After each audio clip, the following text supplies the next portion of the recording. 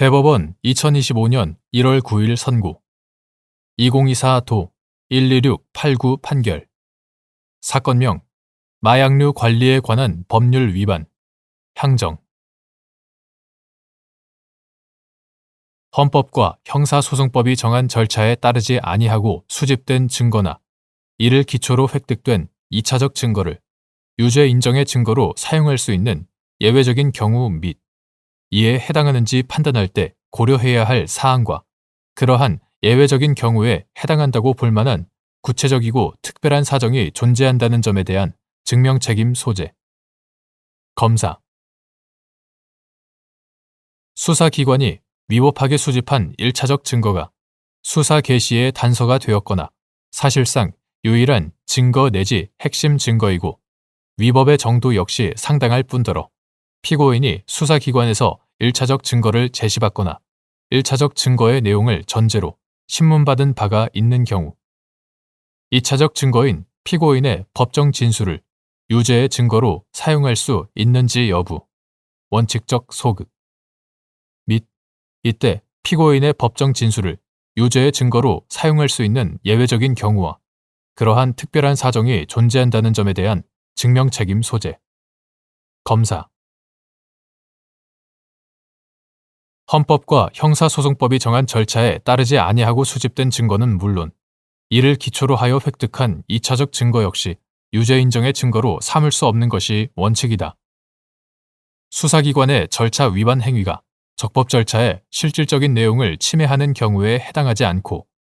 오히려 그 증거의 증거 능력을 배제하는 것이 헌법과 형사소송법이 형사소송에 관한 절차 조항을 마련하여 적법 절차의 원칙과 실체적 진실 규명의 조화를 도모하고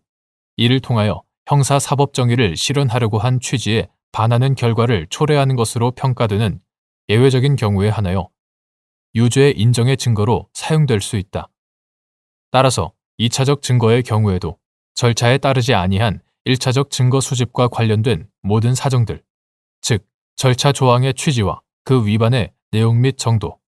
구체적인 위반 경위와 회피 가능성, 절차 조항이 보호하고자 하는 권리 또는 법익의 성질과 침해 정도 및 피고인과의 관련성, 절차 위반 행위와 증거 수집 사이의 인과관계 등 관련성의 정도, 수사기관의 인식과 의도 등은 물론 나아가 1차적 증거를 기초로 하여 다시 2차적 증거를 수집하는 과정에서 추가로 발생한 모든 사정들까지 전체적, 종합적으로 고려하여 인과관계가 희석 또는 단절되었다고 평가되는 예외적인 경우에 한하여 유죄 인정의 증거로 사용될 수 있다.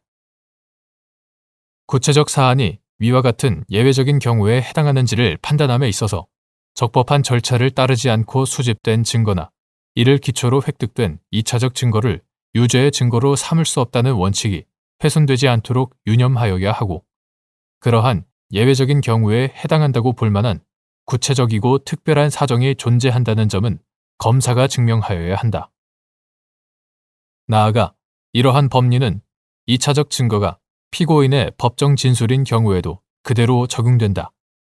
따라서 2차적 증거인 피고인의 법정 진술을 유죄 인정의 증거로 사용할 수 있는지 역시 위와 같은 법리에 의하여 판단하여야 하는데 특히 수사기관이 위법하게 수집한 1차적 증거가 수사 개시의 단서가 되었거나 사실상 유일한 증거 내지 핵심 증거이고 위법의 정도 역시 상당할 뿐더러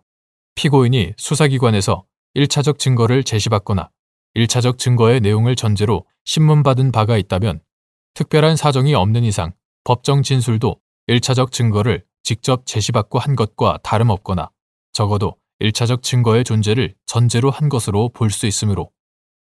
이는 절차 위반 행위와의 인과관계의 희석 또는 단절을 인정하기 어려운 정황에 속한다. 이러한 경우더라도 피고인의 법정 진술이 다른 독립된 증거에서 기인하는 등 1차적 증거와 무관하게 이루어졌다고 평가된다면 인과관계의 희석 또는 단절을 인정할 수 있으나 그러한 특별한 사정이 존재한다는 점은 검사가 증명하여야 한다.